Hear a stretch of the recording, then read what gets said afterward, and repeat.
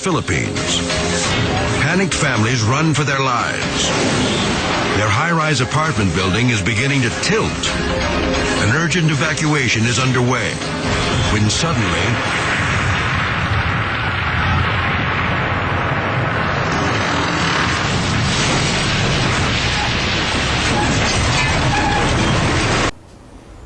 Muito bem, desde o jardim da infância até minha pós-graduação na COP, na Ilha do Fundão do Rio de Janeiro, eu estudei em escolas públicas. Eu me senti agora no dever de cidadão de poder devolver para a comunidade técnica o que eu aprendi, o que eu vi na minha experiência, pois nesses 44 anos de magistério na Universidade de Brasília e outros 10 na Faculdade de Engenharia e Esplan, e mais perto de 11 mil contratos e obras das quais eu fui responsável da técnica, achei por bem devolver um pouco dessa experiência, esse conhecimento para todos aqueles que pudessem me ouvir. O mais importante deles, o mais completo, é esse livro de Engenharia de Fundações, que não está na sua forma final ainda, porque são 800 páginas. Então, de tempos em tempos, a gente faz uma tiragem, eu peço ao editor para fazer uma tiragem pequena, para atender aqueles pedidos emergenciais. Ele trata, de uma certa forma, de tudo sobre fundações, com ênfase naquilo que os grandes escritórios de engenharia fazem, que é a aplicação de métodos semi-empírico estatístico, mas de uma forma moderna. E também o seu capítulo 17, que é muito interessante, tem toda a parte de patologia, recalques admissíveis, fatores de risco e outras novidades que resultado das minhas pesquisas. Em segundo lugar, também publicado pela COP, na época, um livro sobre sondagens. O primeiro livro de fundações, ele está de uma certa forma esgotado. De tempos em tempos, como eu disse, faço uma pequena tiragem. Se alguém ainda assim se interessar e fazer parte da nossa lista de pedidos, por gentileza, basta mandar um e-mail para infrasoloengenharia@gmail.com. Ao final eu repito novamente. O segundo livro é Sondagens, que foi na realidade o primeiro livro de sondagem publicado no Brasil, que foi publicado a primeira versão em 1972 na COP. Ele tem praticamente tudo sobre sondagem, todos os tipos de sondagens, os cuidados, prós e contras, e o mais importante, correlações com parâmetros geotécnicos. Se alguém se interessar por esse livro, não está disponível ainda, mas poderá entrar na lista da próxima tiragem. Basta mandar um e-mail para infrasoloengenharia@gmail.com. Atendendo a promessas que eu sei que posso levar mais de 7 meses, eu vou publicar esses livrozinhos, são 2. Um de patologia e reforço de fundações e outro de patologia e reforço de estruturas.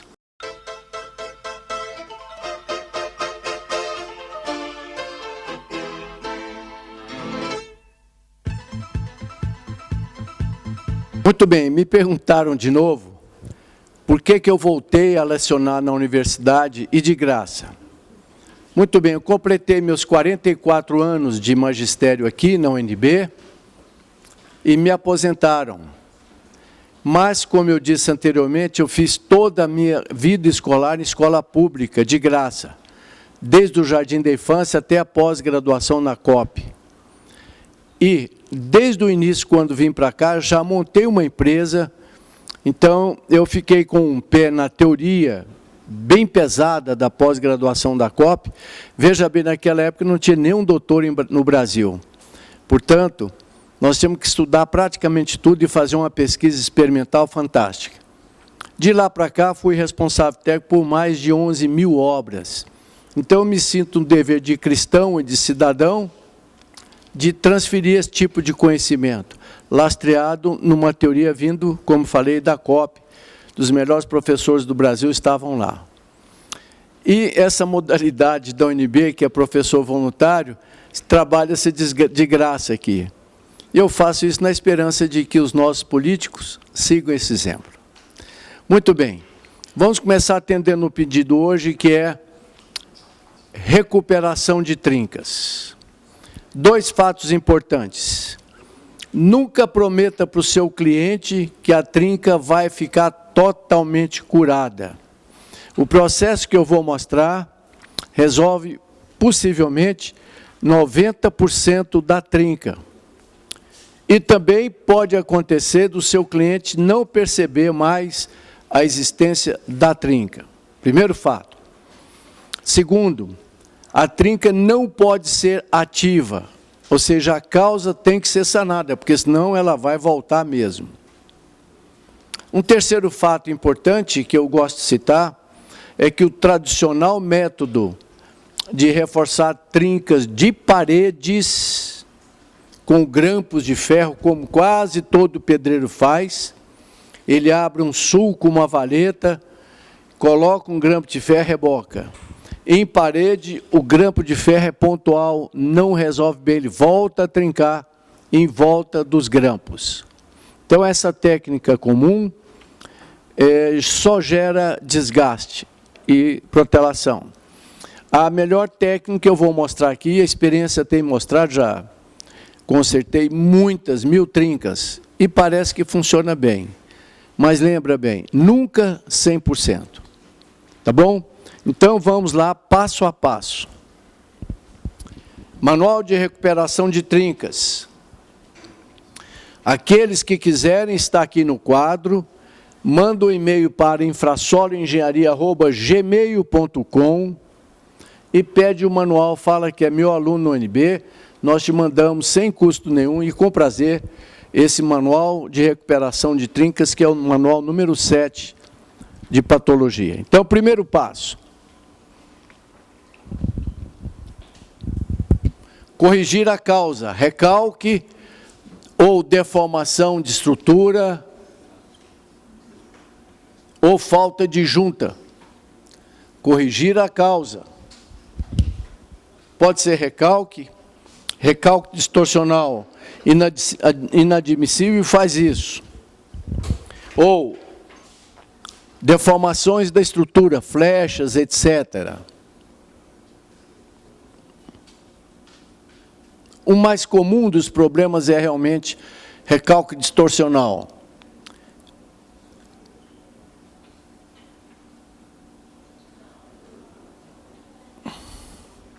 Eu sei que a essa altura de tanto falar, todo mundo sabe, mas qual é o recalque distorcional que começa a provocar trinca? Qual é seu nome mesmo? Léo. Qual é o recalque distorcional que começa a provocar trincas, em geral? 1/500. A trinca vem antes, viu? Mas 1/500 é até tolerável. Então, vamos colocar aqui como meta 1/800. Outro fator comum, muito comum, que gera uma patologia desnecessária e gratuita. Falta de juntas. Todo tipo de juntas.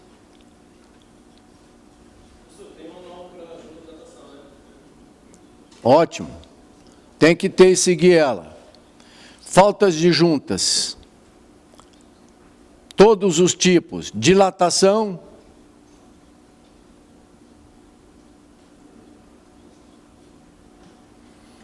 Serradas, que é de piso,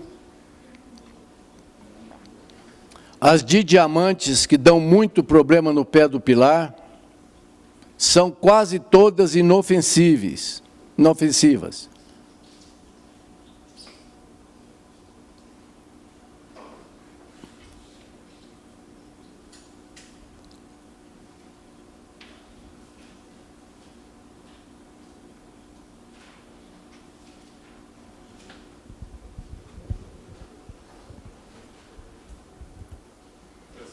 Pois não. O senhor uma vez explicou a técnica desse diamante aí, que a gente vai depilar, você falou em piso de fábrica. Não, piso de apartamento, de edifício, qualquer piso. Então, em todas as lajes do edifício tem que fazer em geral, no térreo, em geral, no piso que vai encostado no chão. Nas lajes superiores, ela pode dar uma trinca de momento envolvente que não é nada boa, é bem diferente dessa daí. Aí não se faz junta para curar aquela trinca.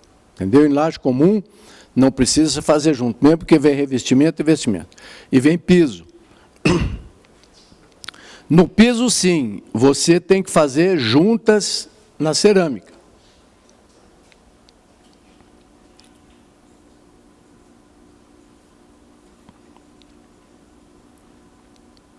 Lembra que aquele valor de 1 para 500 já produz trincas, não é nada conveniente, procura ficar longe dele.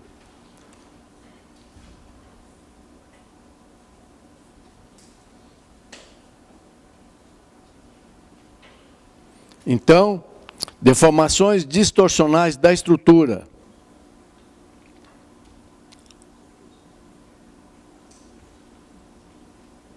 Flechas, etc.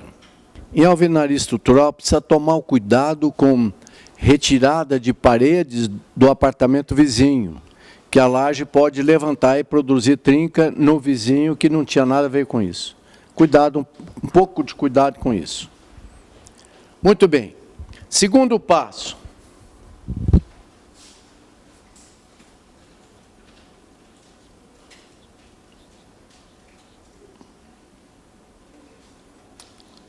Abrir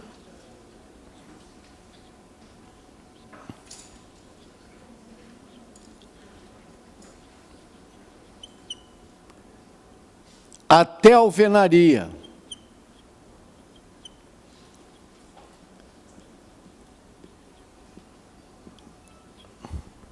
Muito bem, a não ser trincas subcapilares, menores do que 1/10 de milímetros, é bom levar a correção até a alvenaria. Então, trincas subcapilares.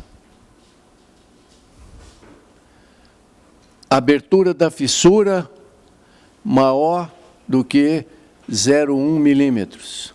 Eu vou mostrar aqui, numa das aulas terminais, a preia de equipamento que a gente usa para medir isso, desde a reguinha até fissurômetro óptico e paquímetro, de preferência digital, para acompanhar a trinca. Muito bem. Então, nós temos a alvenaria.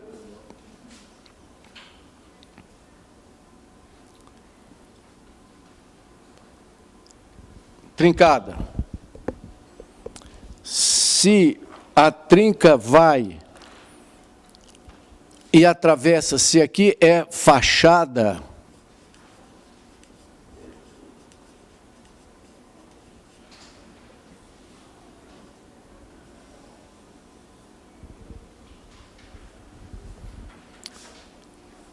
o quadro verde é legível? Então, se ela é fachada, lembra aquela experiência do espelhinho, do vidro, do poro pequeno? Quanto mais fino o poro, mais capacidade de sucção ela traz para dentro.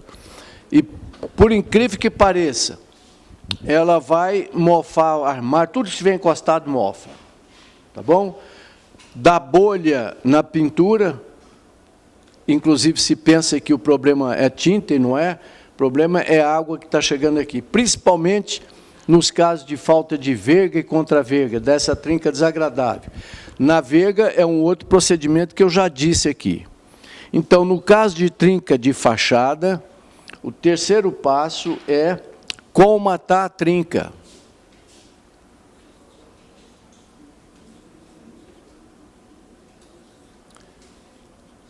No caso de trinca de fachada.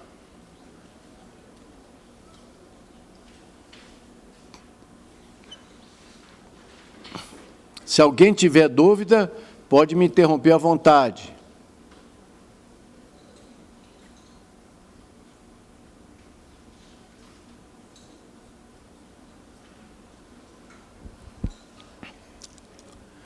Pois não. Levar a trinca, ou Abrir a alvenaria, pode até anotar. Tira o reboco todo até o tijolo. Tira o reboco todo até o tijolo.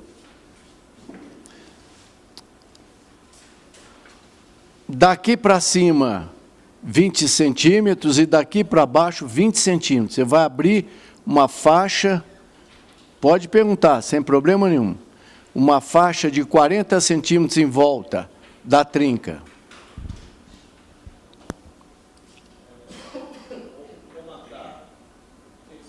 Comatar significa dizer fechar. Entupir, fechar. Vou fazer um desenho aqui. Olha, gente, trinca perturba todo mundo todo dia. Vou fazer um desenho da trinca vista de frente.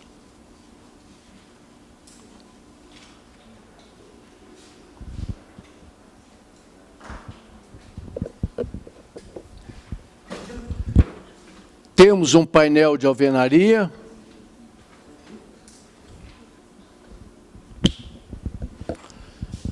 Trinca em concreto, a tecnologia realmente é grampo, é outra que eu vou mostrar nas aulas.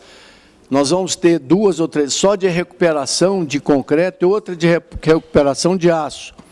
Como recuperar vigas de aço, laje, pilares, etc. Aí sim, lá usa grampo com resina epóxi. Em parede, não. Parede é tela. Então, se você tem a trinca aqui, recomendo muito fotografar essa trinca. Fotografe a trinca, anote aqueles dados que eu mostrei na aula passada, né? Abertura, temperatura, data, etc. Fotografa ela. E vai se cortar 20 centímetros para lá e para cá, ou seja, um corte de 40 centímetros em volta até o tijolo.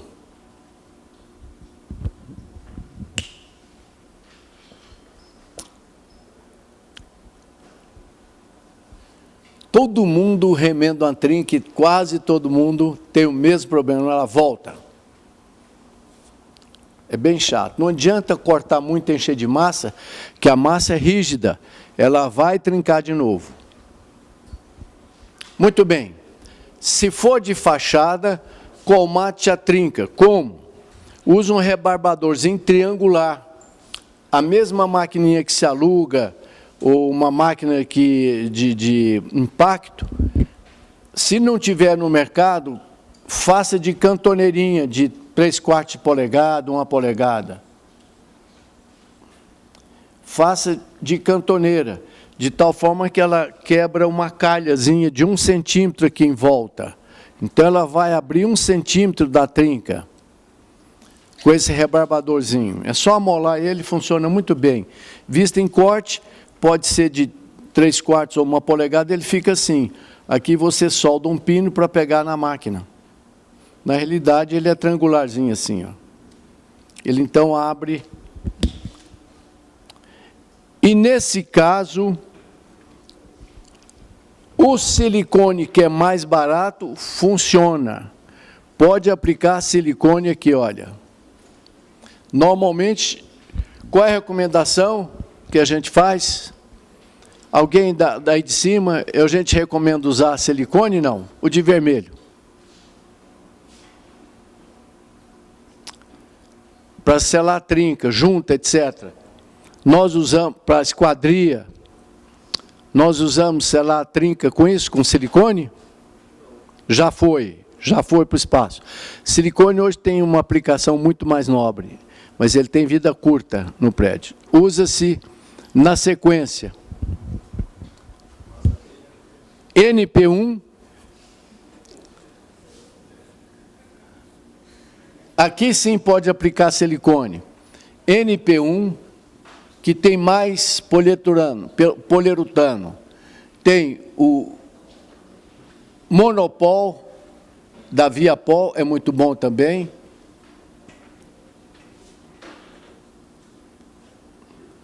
Nessa escala, Sikaflex. E depois, em último lugar, o silicone comum.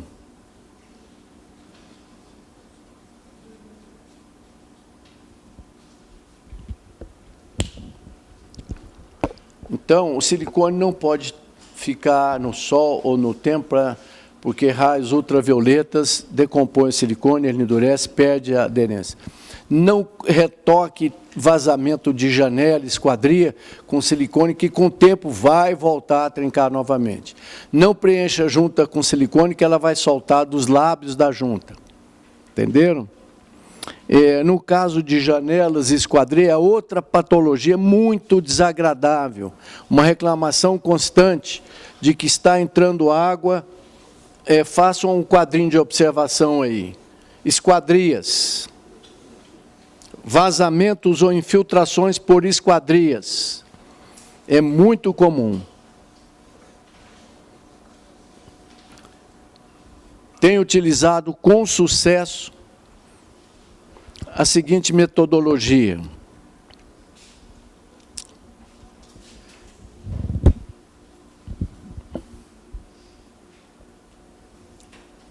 Acho que todo mundo que já olhou uma obra já viu isso. No peitoril de baixo, que é o peitoril mesmo, inclinação positiva.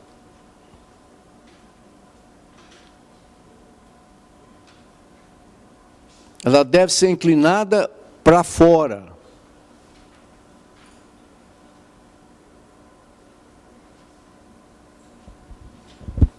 Segundo, deve-se ter uma pingadeirinha. Pode-se usar 2 centímetros, mas é muito pobre. Ideal 4 centímetros de pingadeira, para evitar que a água volte por aqui por adesão, e se tiver pastilha, ela vai começar a soltar a pastilha ou a cerâmica aqui. Faça a presença constante de água. Então, o granitinho ou qualquer material do peitoril inferior inclinado positivamente. 5% seria ótimo.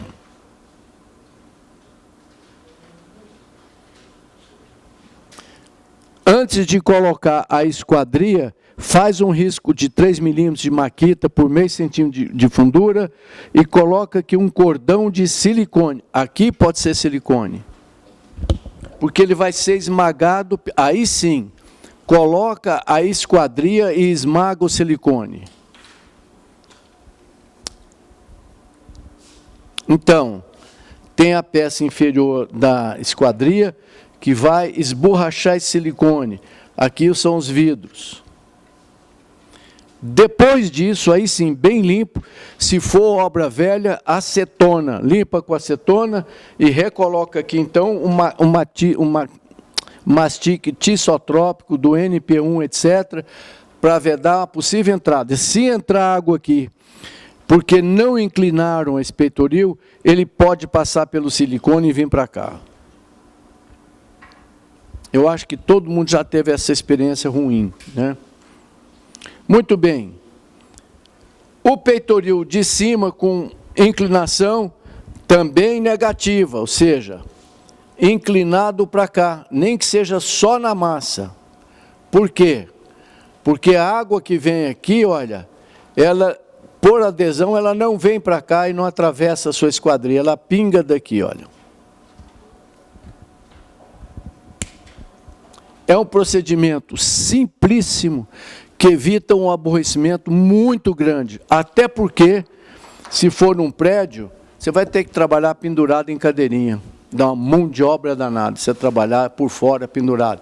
A ideia de só enfiar a mão pela janela não chega no canto, que é o mais importante. Na juntinha, na direção longitudinal, quando você vai ter uma peça de peitoril encostada na outra, é outro foco de vazamento. Pode olhar que tem bolha aqui e tem exudação. Recomendo do mesmo jeito fazer um tracinho. Quando essa for de emenda, um tracinho de máquina, um risquinho de 3 mm por 5, coloca um fio de silicone aqui, olha. Ele esmaga o fio de silicone aqui. Portanto, ele vai entrar uns 5 minutos para dentro. Vamos lá.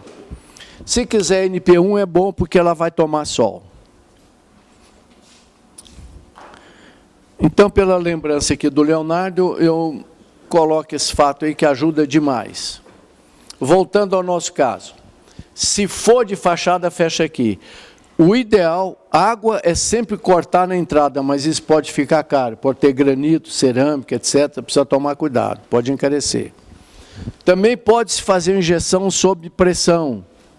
Existe um sistema vendido nas lojas, coloca-se uns pinos, injeta-se sob pressão a passa tixotrópica aqui, ela pode vir até aqui. Pode resolver um problema de fachada sério. Passo 4. Aproveita esse desenho. Colocação de tela. Nós estamos lá em cima do tijolo. Colocação de tela. Então, já existe no mercado tela eletrosoldada de 1 polegada ou malha de 2 centímetros. Mas não precisa ser essa tela eletrosoldada. Pode ser tela plana ou de fantasia, e agora existe uma tela chamada de pinteiro. Tela de viveiro não serve, ela é muito elástica. Aquela tela preta de estuque chamada déployé também não serve, ela movimenta demais. Então, coloque a tela, deixa eu ver se eu tenho o slide dela aqui. Essa tela que é tela de fantasia ou tela plana, compra em qualquer loja de construção. Existe agora uma tela de pinteiro que eu não conheço, mas me disseram que é boa, tem que ser galvanizada. Esse processo aqui é o tal que eu já avisei no começo que não funciona. É muito comum ela voltar a trincar aqui em volta dos grampos colocados na parede. Na viga, aí sim, em laje, aí sim, não é? A gente coloca e chumba com epóxi. Ela entra como se fosse uma armadura na laje.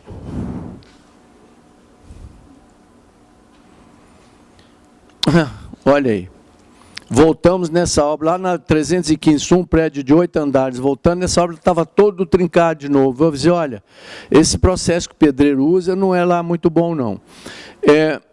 Só para não esquecer, tem esse mata-trinca aí, deixa eu ver se eu tenho a tela aqui para vocês. Olha um caso, outro caso bem típico, que voltou a trincar todo em volta, está vendo?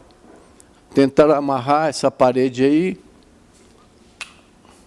Em parede, se amarra com tela, não com grampo.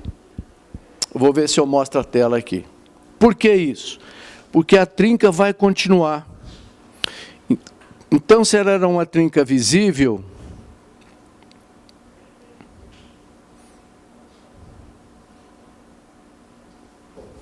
eu fotografei essa tela exatamente para vocês verem e poder comprar. Essa é eletrosoldada, hoje se compra em rolinhos de 50 centímetros. Um pouco cara, não é preciso usar aqui. Olha essa tela comum, que se compra galvanizada. O arame pode ser o mais fino que você encontrar.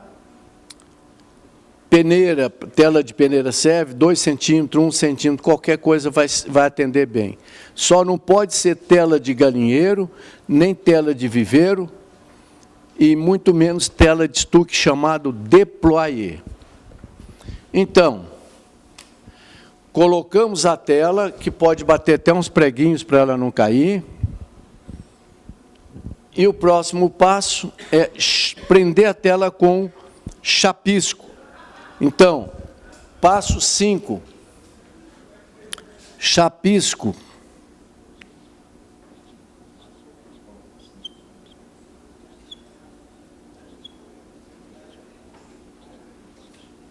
Com areia grossa e aditivo estrutural. Qualquer aditivo estrutural, Bianco, Chapix, tudo serve.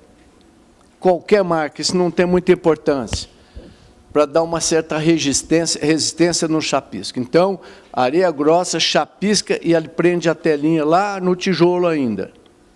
Com aditivo estrutural, sob substrato, ou seja, parede saturada.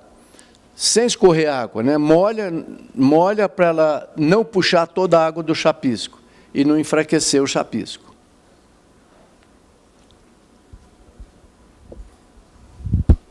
Sexto passo. Eu estou muito rápido. Alguma dúvida até aqui?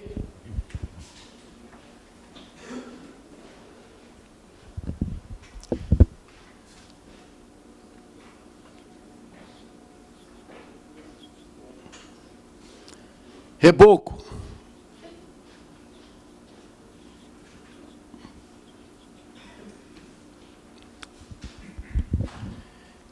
Reboca-se, então, se faz o preenchimento daquele rebaixo que a gente fez mais ou menos 1 centímetro, 2, até chegar... Reboca. Esse reboco, recomendo usar reboco pronto, ensacado. Tem muitas marcas boas. Se fizer o reboco na obra, use cal química. Nunca usa saibro nem cal comum, se bem que o cal comum é muito bom para isso, ele é bem elástico. Então, reboco com reboco pronto, que já vem bem dosado, é uma dosagem bem científica. Ou então faz, mas nunca com saibro, use cal química, areia grossa. Sétimo passo. Já que você fotografou a trinca ou memorizou, use, antes da massa, que não pode ser massa de PVA, está muito rápido, né? Tem que ser massa acrílica, porque é o próximo passo. Usa a telinha, tem várias marcas de tela. Coloque, o próximo passo é tela de poliéster. O poliéster é elástico. E a tela boa de poliéster é essa tela que tem o friso central sem colinha. Aquela tela antigamente sem cola, dava mão de obra danada para colar, né? Tinha que sair pregando e tal. Essa é adesivada. Então, você veja aonde era mais ou menos a trinca e em volta da trinca a cola de poliéster com o centro de 1 centímetro sem adesivo, para permitir o trabalho da trinca sem rasgar ou puxar a tela que aí vai aparecer na massa. Então, normalmente esse pessoal, os fabricantes de tela, tem tela fixa, tapa-trinca, etc., já vem até uma massinha boa para você passar em cima depois. E o oitavo e último passo, pois não? Você coloca essa tela de poliéster depois do reboco? Depois do reboco. Antes do reboco, o que é que todo mundo faz? Volta a trincar, porque não tem a tela metálica atrás, sabe? Está já no fim, rebocou, aí eu colo a telinha, mais ou menos onde estava a trinca. Se você puder marcar bem, fica legal. Mas se você fotografou, acompanha. Por quê? 90% de eficiência.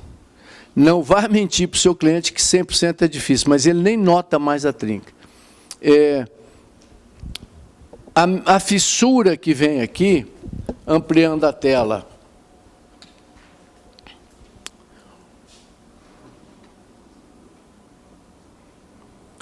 qual é a gênese e o caminhamento disso daí? Essa trinca grande, ela tinha, ou era grande, mas quando ela tenta passar para cima, ela vem aqui nessa tela e passa pela tela, mas como microfissura só. Microfissura na faixa de 0,2, por aí, 0,3 milímetros no máximo. Então, a primeira trinquinha lá embaixo que perturbava, ela já sobra para cima como microfissuras. E a microfissura, o poliéster se encarrega de arrematar. Oitavo e último passo, massa acrílica, nunca PVA, PVA é rígida. Quem que é mais amigável para deformações?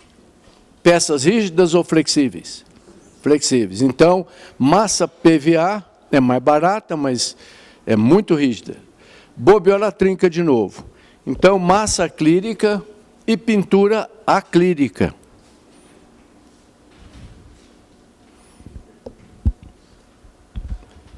Que se você for caprichoso, só vai aparecer uma rugazinha lá embaixo, ninguém nota, só a gente.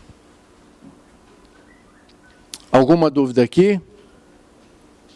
Portanto, não conheço nenhum único método melhor do que esse. Já sofri com várias possibilidades. Essa é que resolve 90%. E é uma coisa agradável, nas desagradáveis, você chega, a obra está toda trincada por bobagem. Pior não é isso não. Vai ver cicatrizes ou a trinca que voltou várias vezes. Conserta, volta, mas lembra, a primeira coisa é transformar a trinca numa trinca passiva. Pois não. Qual telinha? Metálica. Você pode bater uns preguinhos até vir com chapisco. O chapisco é que afixa ela. Então, substrato saturado, não escorre água, só molha bem para ele não puxar água do chapix. Usa o chapisco, um chapix ou com cica, etc. Tem muitos produtos adesivos. O Bianco é muito bom, acho que da Otto Bongard, etc. Traça no chapisco, ele fica bem resistente.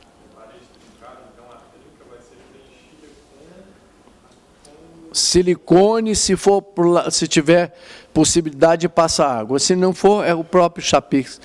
Porque a trinca você não vai ver mais ela, a tela vai cobrir, o reboco vai cobrir. Aquela técnica de fazer, entalhar e tal, 10, 5 centímetros, encher de massa, a grande possibilidade é de voltar. E é ruim, né? Você faz um conserto numa obra eventualmente sua, se alguém quiser trabalhar nisso, eu tenho 1.000 ou 2.000 metros de trinca para consertar, posso terceirizar. Bom? Todo dia, temos que consertar a trinca assim. Vou lá, reforço as fundações, ou a viga, ou a laje, aí agora tem que fazer a maquiagem. Tá? E se puder esperar um pouco é bom, porque sempre qualquer reforço tem acomodação. Os blocos de reforço retraem, então nunca passa a carga do pilar para as novas estacas. E as flechas, mesmo com epóxi, lembra que eu falei que quando você vai reforçar uma viga que está fletida, pode-se, mas tome muito cuidado, levantar ela um pouquinho com macaco hidráulico. Macaquinho de caminhão de 10 toneladas, levanta. Mas suba na parede de cima, suba no andar em cima. Se tiver parede, toma cuidado. A parede chora. Minha filha é médica, eu uso o estetoscópio dela. Eu vou para cima e aviso o engenheiro de baixo. Pode carregar. Ela começa a chiar. Se exagerar, ela trinca por compressão. Dá uma trinquinha por compressão, o que não é bom. E aquela ideia, sim, você empurrou a viga de baixo para cima, ela não vai quebrar? Importância nenhuma. Porque o negativo é fraco. Mas se dividir o vão por meio, ela não vai te dar mais problema nenhum. Sempre há essa pergunta. Puxa, você empurrou a viga, ela vai quebrar para cima. Problema nenhum. Porque o vão de 8 metros passa a ser o vão de 4, aquela trinquinha em cima, se acontecer, não deixa acontecer, mas se acontecer, é inofensivo.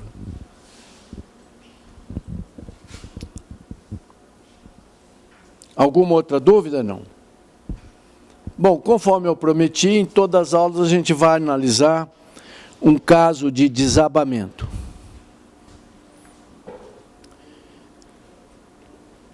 Muito bem. O desabamento lá foi causado por um erro da armação de blocos de fundações.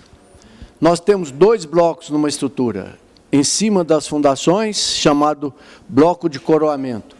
Se eu tenho mais de uma estaca, assim, eu tenho que passar a carga para a estaca. E tem o bloco lá em cima, que é de transição da fundação no pilar. São 2 tipos de bloco.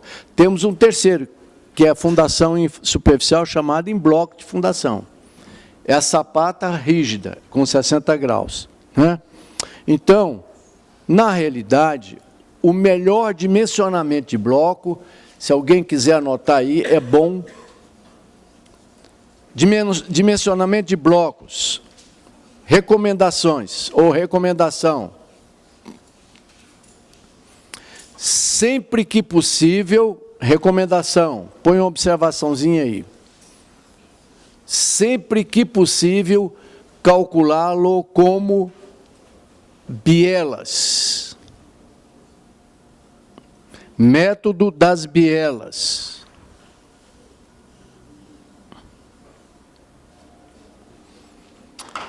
Os blocos calculados como bielas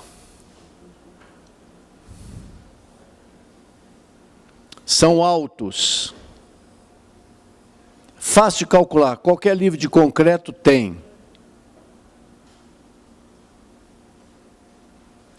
Vamos supor o caso mais simples, bloco sobre 2 estacas. Esse é o bloco de coroamento.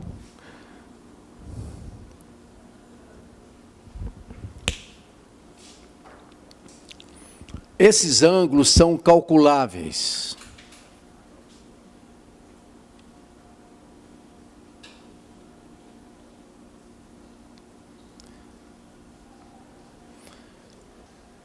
Esse ferro é o ferro da espera da estaca ou da fundação para o bloco.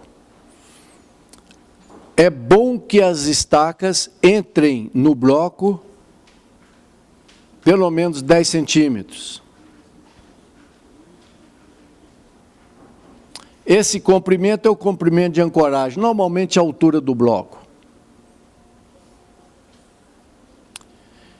Essa altura H do bloco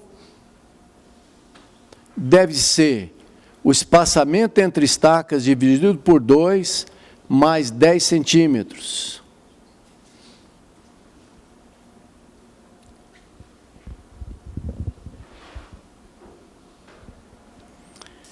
O bloco, isso é calculável, que depende da tensão do concreto, etc., né? Mas esse bloco que atende essa condição, no fundo, essa carga, ela vai ser transmitida para os dois, as 2 estacas, as estacas lá, desenhei mal, está fora de centro, mas é isso daí, como se fosse bielas de concreto de compressão.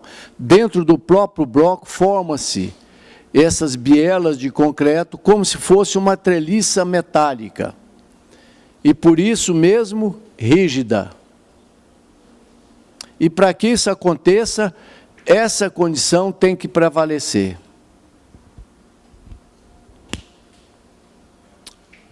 Então, sempre que possível, blocão alto, para evitar deformações. E a condição para ele se transformar numa treliça, chamada bielas, é essa, que é a altura. Tem ângulos, isso se calcula, depende da resistência do concreto, etc. Mas de uma forma aproximada é essa. Qualquer livro de cálculo tem isso daí. A outra opção, que a gente só usa quando não pode ser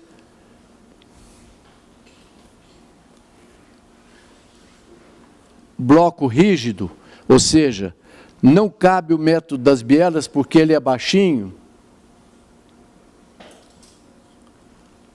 ele é calculado como viga. E essas cargas não costumam ser muito pequenas, não.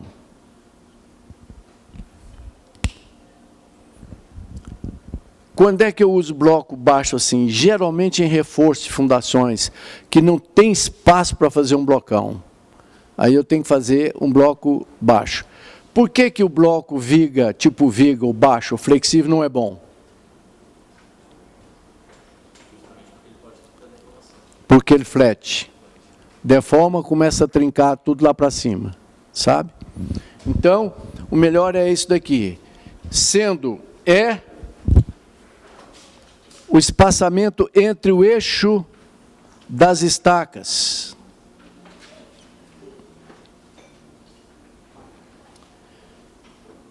Esse espaçamento entre eixos da estaca é igual 3 vezes o diâmetro se for estacas escavadas.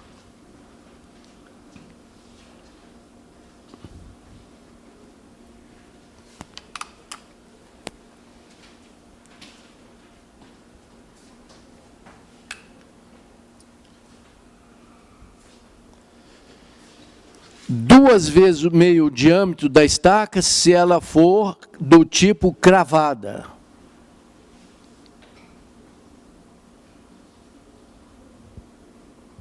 Quem são as estacas escavadas? Está nesse grupo das estacas escavadas, estacas hélices,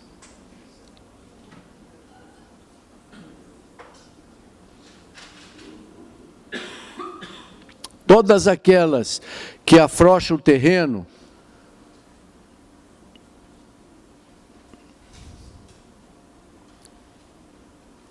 Strauss,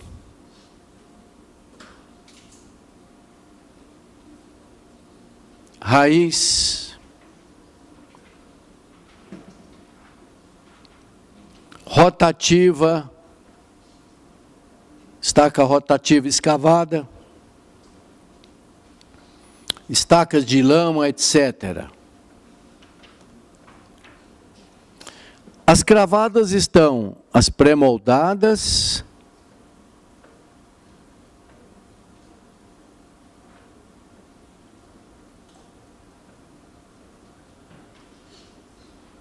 e as estacas tipo Frank, pré-moldada de concreto ou perfil metálico, tanto faz.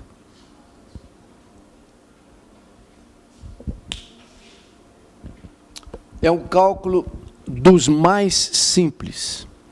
Oficialmente, no cálculo da biela, só precisaríamos de ferro aqui embaixo, mas recomenda-se, apesar de não ser nem calculável,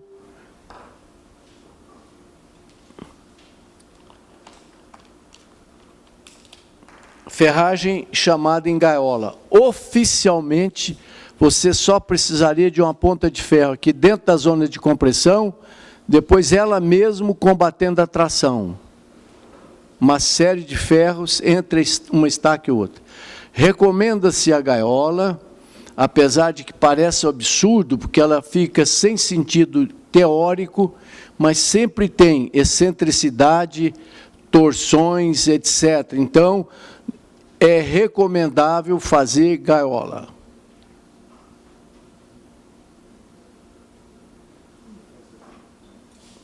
Assim como em cabeças de estaca hélice grande ou tubulões, você pode armar a cabeça dela, não precisa de bloco, mas não é bom. É sempre bom ter um bloco. Então, a gente pode usar, por exemplo, um tubulão de 1 metro, pode usar a cabeça dele para fazer uma armação, para ele economizar o bloco. Não é bom. Até mesmo o dia que eu precisar de fazer um reforço, eu vou ter que grampar chumbadores no fuste, porque eu não tenho onde calçar isso. Portanto, esse é o melhor procedimento para cálculo de blocos. O que aconteceu lá nesse viaduto, que teve uma ruptura bem catastrófica? Foi brusca e catastrófica. Não deu nem para retirar uns caminhões, sei lá o que estava debaixo do viaduto.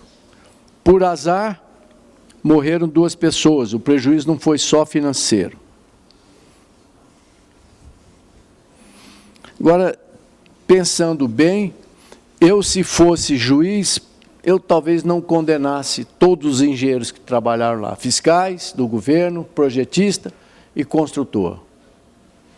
Se bem que a norma brasileira pede ao construtor e ao calculista para revisar os cálculos. Para evitar esse problema, nos países mais avançados, tipo europeu, Estados Unidos, etc., e França, já criaram um comitê de análise de obras críticas, obras de porte grande. Então, está ali num birô, sentado vários engenheiros muito experientes. Eles não vão recalcular, não, mas antes de fazer uma obra pública de peso, manda para eles dar uma olhada. Falei, aqui tem uma coisa que não está funcionando bem, né? Tem o feeling do problema. Então, o que aconteceu? Lá era um bloco, me parece que para 12 estacões de alta capacidade.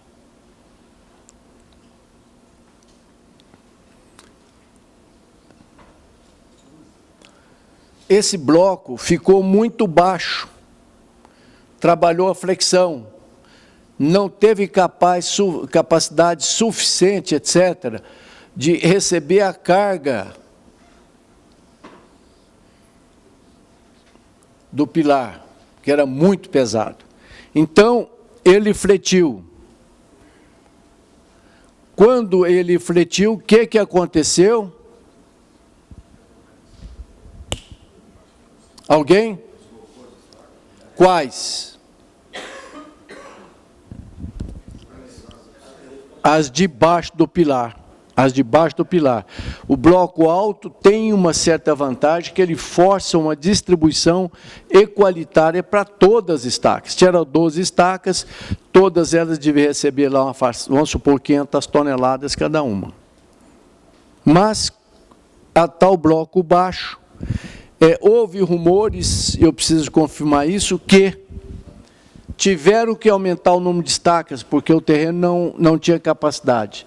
Aumentaram o tamanho, a quantidade de estaca, espicharam o bloco, isso não é certo, eu tenho que checar no último relatório. Espicharam o bloco, esqueceram de aumentar a ferragem. Mantiveram a mesma ferragem. Isso passou pelos vários engenheiros de obra, passou pela fiscalização e passou pelo calculista. Agora, na prática da engenharia, nunca me lembro de alguém ter conferido ferragem de bloco. Normalmente as obras já estão atrasadas, é uma correria danada, recebe o projeto e executa sem conferir. A lei diz que o construtor é responsável, ele tem que conferir tudo. É uma tremenda zebra. Então, você pode chamar ali o calculista, pode chamar ali o engenheiro de fundações, o cara da eletricidade, etc. Mas o construtor paga o pato. Entenderam? E normalmente paga mesmo o pato, porque calculista é mais pobre, né? Você imaginou? Como é que um calculista desse vai arcar com uma responsabilidade? Você não dá conta, não tem jeito. Né? O caso de Florianópolis, que eu citei e vou citar com mais detalhe, projetista que projetou a cortina, que era em grampo, fez em grampo e projetou em tirantes, ele não tinha condições de pagar esse prejuízo, liberaram ele. A construtora falou, não, vamos processar esse cara não, porque vou matar ele. Assim como Joaquim Cardoso morreu de desgosto, né? No caso Gameleira, que morreram 64 pessoas. Joaquim Cardoso era um dos grandes calculistas do Brasil, calculou tudo que é obra maluca do Oscar Niemeyer. Falhou numa. Eu fui, inclusive, visitar porque havia possibilidade de ter recalque também. Mas não, o comprimento de ancoragem das barras é um negócio de 40 metros. 40 metros de vão livre, 2 vezes esse auditório no ar. E, inclusive, a gente passava a mão no teto, assim, na parte que foi inteira, né? E uma vez eu perguntei ao Oscar, por que esse teto tão baixo, doutor? Inclusive na PGR, pendurado, que eu fiz as fundações, foi uma complicação, aquele pendurado em cabo de aço. Ele de creme para dar uma sensação de massa suspensa no ar. Falei que dá mesmo. Aquele negócio gigantesco de concreto em cima da gente. Só que deu uma zebra, o comprimento de ancoragem pequeno escorregou e foi na hora de almoço. Tudo que operário, no único local que tinha de sombra, era debaixo da estrutura, que estava escorada ainda. Já estava começando a tirar a escora, foi comer a marmitinha lá. 64 pessoas. Então, acho que ele morreu de desgosto. Dizem que até suicidou. Então, calculista, tome cuidado com a responsabilidade. Muito bem. De qualquer forma, sabe-se que foi falha mesmo na armação dos blocos. Está aí o viaduto, eu vou tentar tirar as luzes.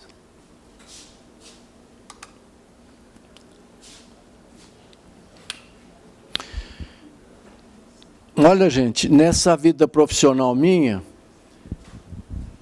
eu não me lembro de ter problema em bloco de fundações, de casa nenhum, a não ser lá no Recife, em frente àquele que caiu, tinha um bloco todo estourado por efeito álcali agregado. Tem um tipo de agregado que tem uma doença congênita. Ele expande com força de toneladas. Então, foi preciso colocar uma nova gaiola em cima e segurar ele.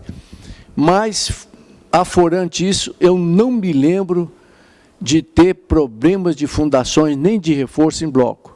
é o segundo caso. Então, está aqui o viaduto todo escorado.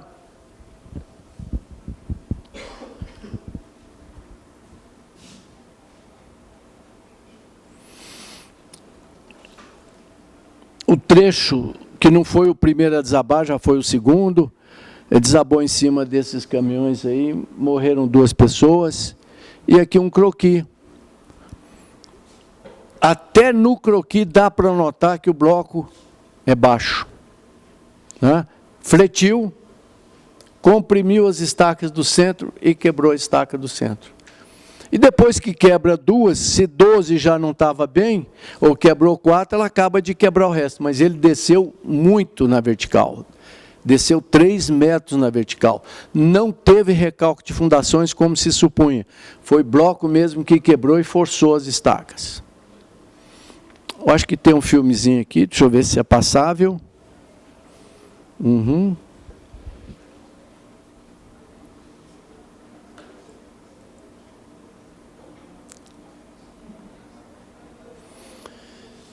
Muito bem, não apavorem, eu já disse no começo da aula, vou dizer no final do curso, que nós construímos bem. Cai menos coisa no Brasil do que lá fora.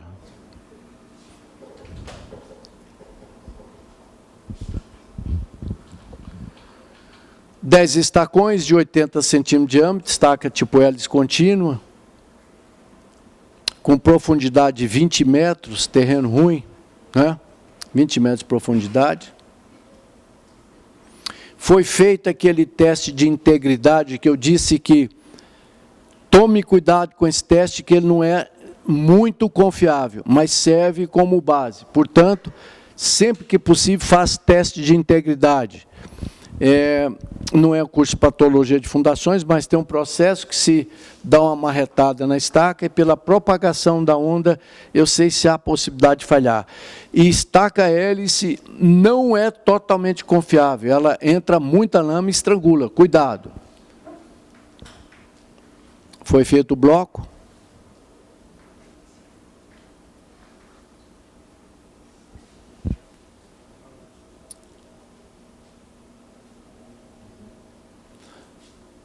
R$ 34 quilos por metro cúbico, que é pouco aço.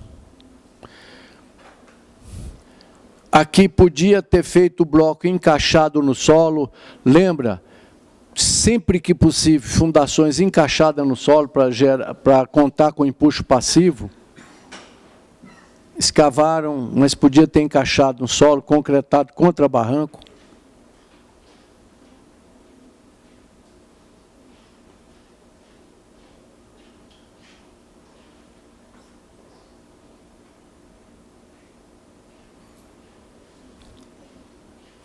Não é a supercarga, não. Aqui no DENIT eu tenho 6.000 toneladas em cada pilar. No Banco do Brasil, aquele grande preto, 6.000 também. No Banco Central, 9.000, mas aí nós dividimos em 5 tubulões, 1.000 toneladas. Não é a carga exagerada.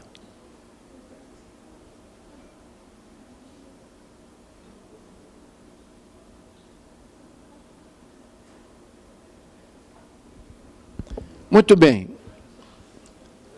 Pois não. Se tivesse feito a base desse pilar mais largo, igual a parte superior, teria talvez evitado ser nessa carga melhor? Pode até ser. Vamos ver se eu entendi. O pilar era forma de cálice.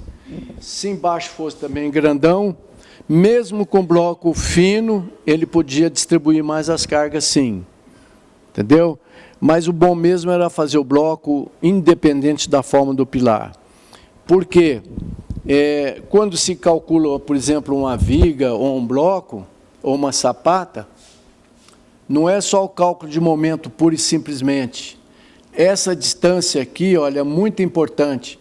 Se eu tiver um pilar aqui mais grossão, as tensões cisalhantes aqui melhoram, entendeu? Não sei se eu cheguei a falar aqui na sala de aula, as sapatas, fundações sapatas, que é raro em Brasília, normalmente a gente faz ela de forma tronco prismática, ou seja, assim.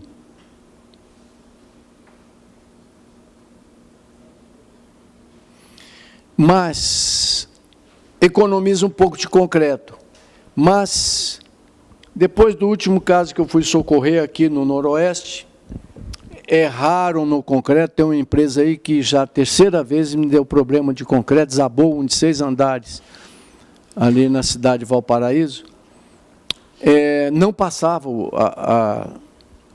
as sapatas. Solução simples.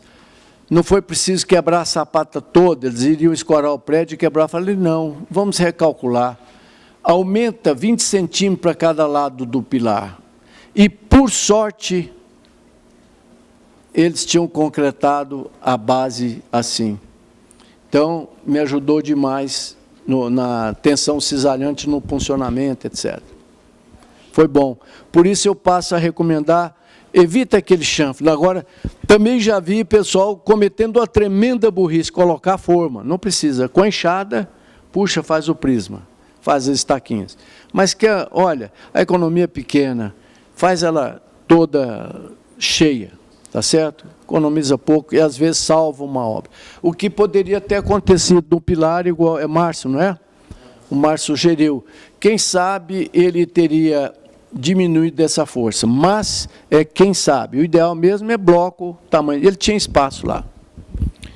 Mas eu, se juiz, ainda no Brasil, eu não condenaria, porque ninguém confere ferragem de bloco, e batendo o olho pode ser que não dá para ver assim, quem não tem expertise na coisa. Fala, olha, esse ferro está muito pouco. Pois não.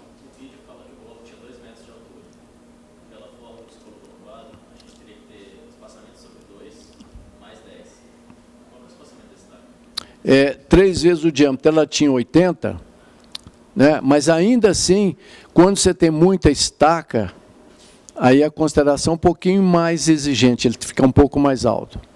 Mas nos cursos de fundações sempre tem isso. 1,20 m.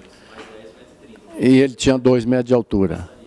Passaria se fosse só em caso de 2 ou 4 estaquinhas, tá? Então aumentou. Por que aumenta a espessura do bloco? Ele teria que dar uma calculada, porque há a possibilidade de flecha. Entendeu? Aí ele cai de biela para viga. De viga não funciona, aumenta para ficar em todas as condições de biela. Espaçamento da última para a primeira. Da última para a primeira. Você entendeu? Porque tem que a biela lá. Se ele ficar baixo, a biela força só as duas mais próximas. Alguma outra sugestão ou dúvida? Vamos ao tema, então. Eu vou começar por retração, que é menos importante, porque nós vamos fazer uma análise de trincas em vigas, pilares e lajes. E vamos começar com as trincas de retração, porque nós não vamos ter muito tempo hoje. Muito bem. A retração do concreto curado, depois de curado, depende de... Alguém pode me ajudar? De que depende principalmente a retração? Cura. Então, a retração do concreto endurecido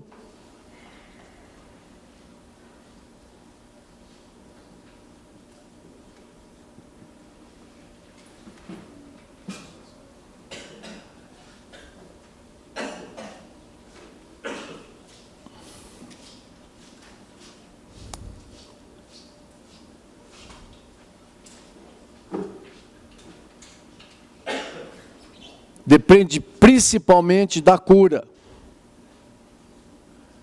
Lembra daquela cura com piscininha quando é piso? É vital.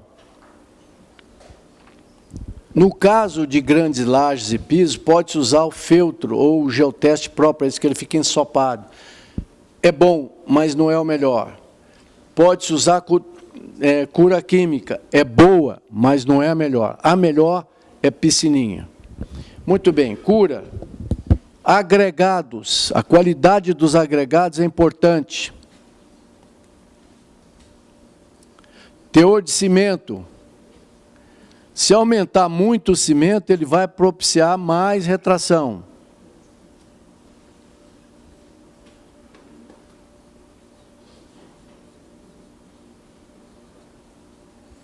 Cuidado com aditivos.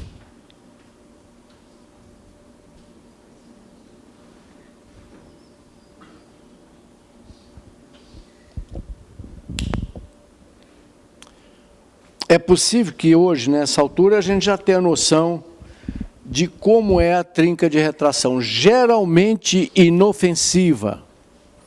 Eu atendi uma pergunta de um aluno que estava com esse problema, de um participante aqui, lembram? A mesma pergunta de sempre.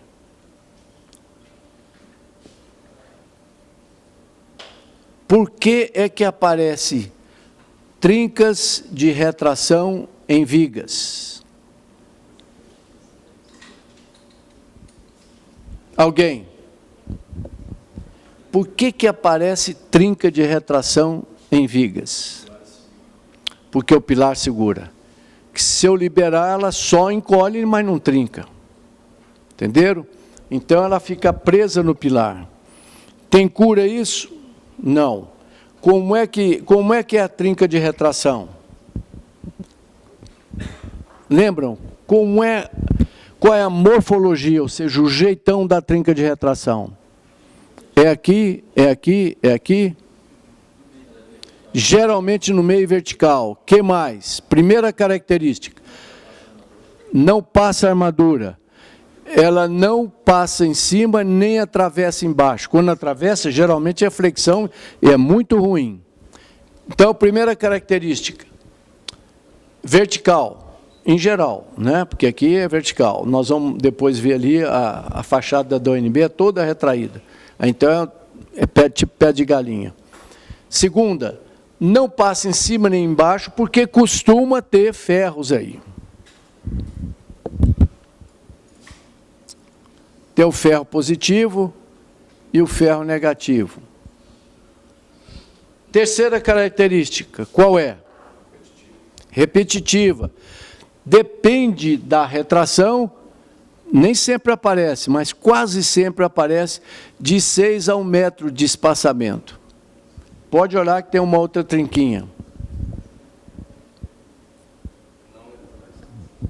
Outra, não letais. Ela não é grave. Providências.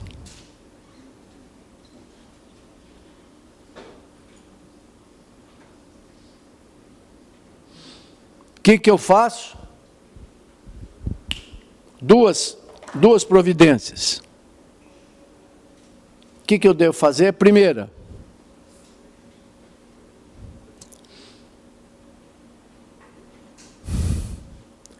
colmatar a trinca. Pode ser com argamassa tipo AC3. Espatulo ela, depois lixo. Ninguém nota. Por que essa colmatação? Para evitar o pior, corrosão. E lembra que a trinca fina, ela tem a força capilar maior do que uma trinca larga, então vai puxar muita bobagem para dentro da viga. Se não tiver um cobrimento bom, se não tiver uma cura muito boa, que pelo jeito já não tem, retraiu, vai entrar muito sais, etc., pelos poros da água que saiu em vez de ficar lá na cura. Outra providência, se eu quiser combater, como é que eu combato? A mesma história de sempre. Trinca é tração. Trinca é tração, sempre. Existe a cisalhante que está em dúvida, eu preciso analisar mais. Mas é tração. Para combater tração no concreto, tem uma solução, qual é? Ferro. Então, eu poderia, se for grave, incorporo com epóxi depois. Mas no projeto, projetar uma ferragem chamada costela. É uma providência que vale a pena. Então, fazer umas costelinhas passadas ali, não tem problema.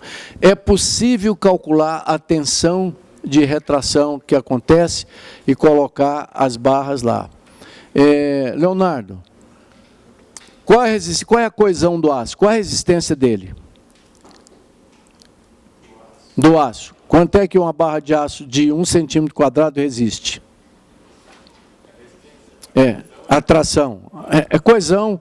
A atração vem da resistência, é a coesão dele. Mas atração. Decorem. Quantos quilos por centímetro quadrado? 4 toneladas. Decorem. Quando você fizer uma viga, você dá uma farejada nela.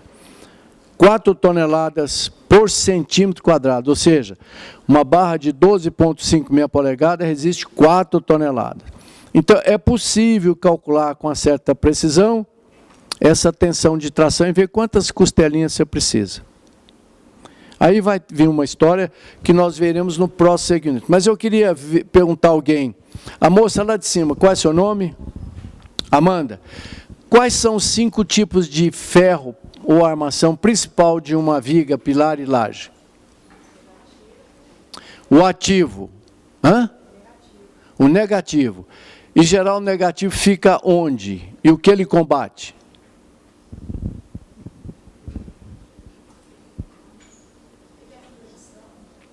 Ele combate flechas, principalmente flechas. E trincas também, porque o negativo passa em cima do apoio, que ela vai tender a quebrar assim em cima do apoio, né? Aí tem a trinca. Outra. Positivo. Qual é a função principal do positivo? Evitar ruptura, desabamento da laje ou da viga. Os dois juntos trabalham bem para isso. Outro. Estribo. Trabalha principalmente combatendo quem? Punção e cisalhamento. Punção e cisalhamento. Outro. No pilar tem um importantíssimo. Longitudinal, que é a base. Lembra que o estribo no pilar, que ninguém liga muito para ele, é fundamental. Eu mostrei um slide, vou mostrar mais um, que salvaram por causa de um estribinho de 6 milímetros. Outra. Acabei de falar, costela. Muito bem, então, no próximo segmento a gente volta a falar sobre análise de trincas de retração e de lajes. Muito bem, muito obrigado. Vou fazer chamada.